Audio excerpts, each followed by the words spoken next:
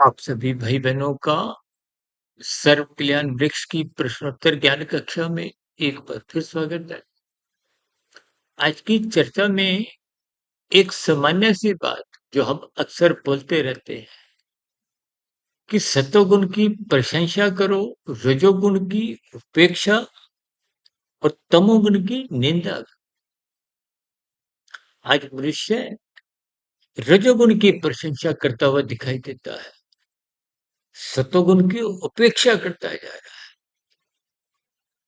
इसका अभिप्राय क्या कि जो मनुष्य अपने कर्तव्यों का पालन नहीं करता वो आज नहीं तो कल, कल नहीं तो परसों वो निश्चित रूप से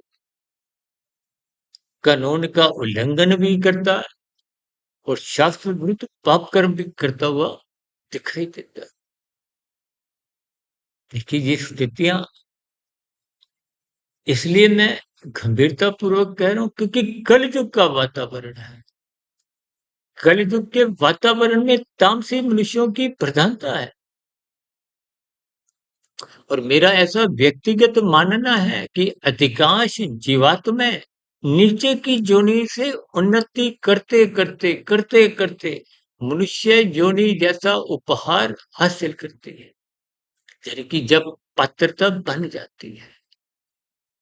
देखिए नीचे की योनियों में कब जाना पड़ता है, जब कारण शरीर में कर्मश्य की स्थितियों में पाप कर्मों की अधिकता हो,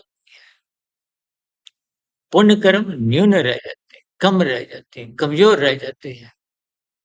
पुण्य कर्मों का अभिप्राय सात्विक स्थितियों से है,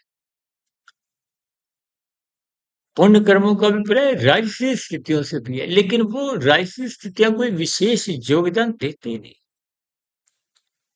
देखिए तामसी स्थितियां तो निंदक स्थितियां हैं जो कर्मशय बिगाड़ती हैं, इसलिए तो शास्त्र बार बार कहते हैं तमोगुण की निंदा करो। यहाँ निंदा का अभिप्राय निषेधात्मक स्थितियों से है, कानून का उल्लंघन करने की निंदा है। हम बार बार कहते हैं ना, लाल बत्ती पे रुको, हरी बत्ती पे चलो, यातायात नियमों का पालन करो। वही देखिए अलग अलग जितने कानून बने उनका पालन करो।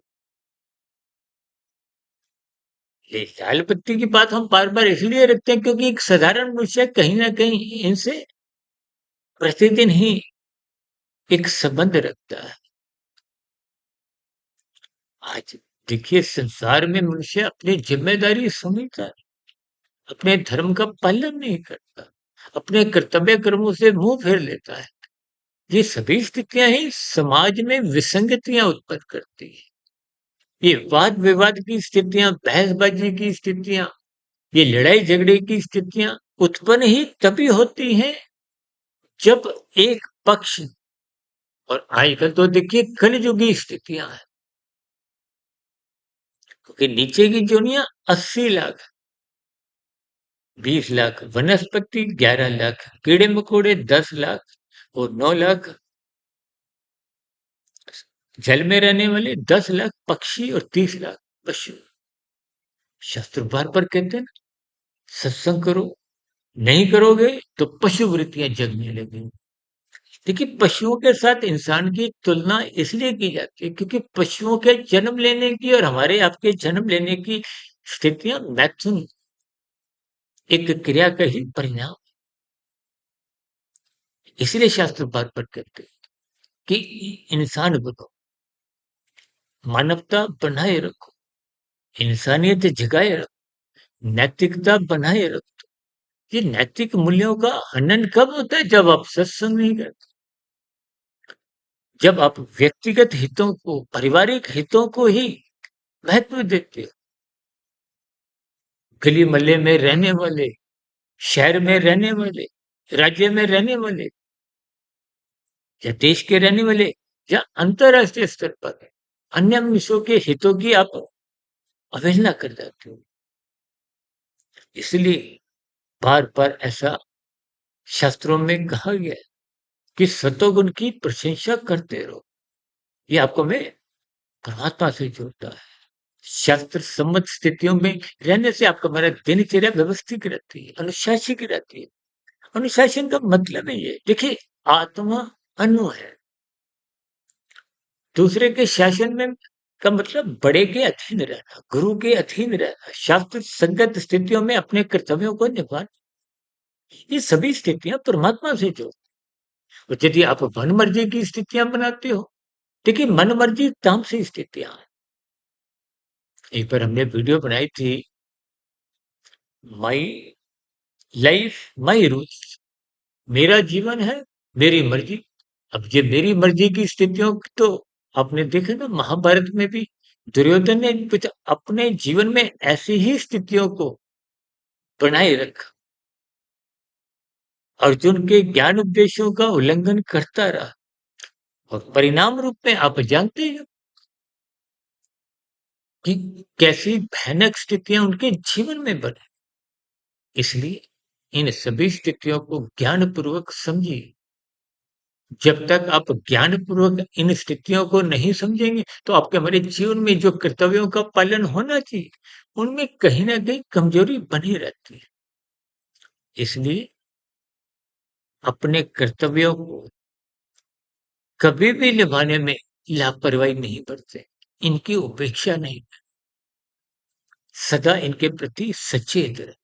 चाहे पारिवारिक स्तर पर हो, चाहे शहर के स्तर पर हो, चाहे देश के स्तर पर हो, इन सभी स्थितियों का जब जब आप किसी स्तर पर कुछ विशेष स्थितियां सात्विक बनाते हो, तो निश्चित रूप से आपके हमारे कर्माशय में एक हनन की स्थितियां नहीं होती, पाप कर्मों का कहीं भी स्थितियां बनती नहीं।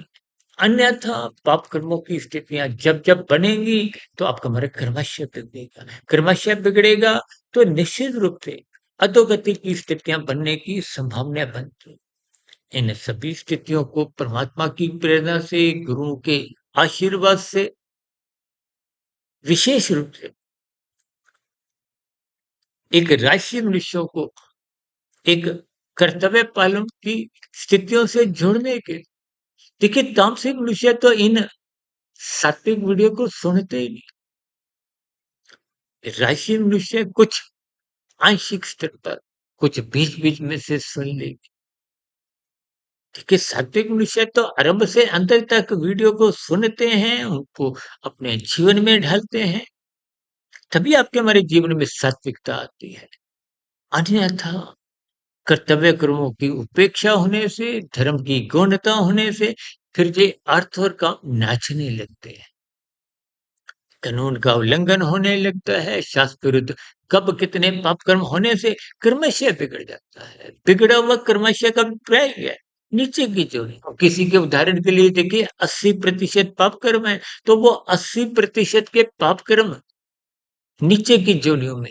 अब 80 और 20% पुण्य कर्म है, वो 80% से घटते घटते घटते घटते 10 जन्म लगे, हजार लाख करोड़ अरब खरब कितने भी युग बीत जाए, जब तक वो 80% के पाप कर्म कम होते होते घटते घटते 20% पुण्य कर्मों की बराबरी पे नहीं आते, तब तक वो मनुष्य योनि की प्राप्ति की एक पात्रता बन नहीं पाती।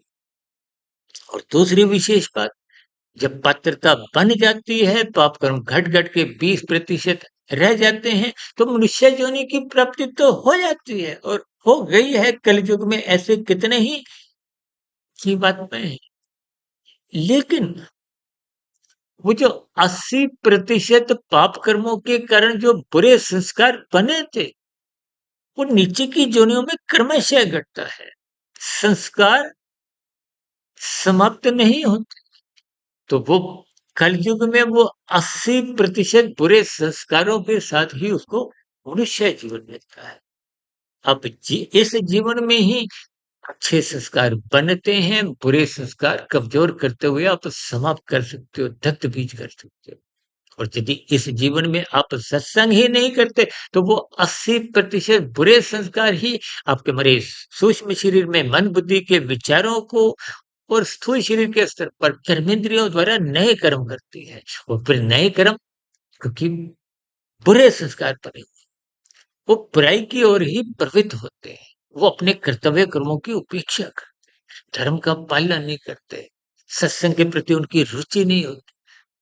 ये सभी स्थितियों पर तर्क पूर्वक आप चिंतन करें, जीवन में सत्संग करें, ज्ञानमय स्थिति में रहें, ब्रह्म मुहूर्त में उठें, ताकि आपको अपने कर्तव्यों का बोध बना रहे।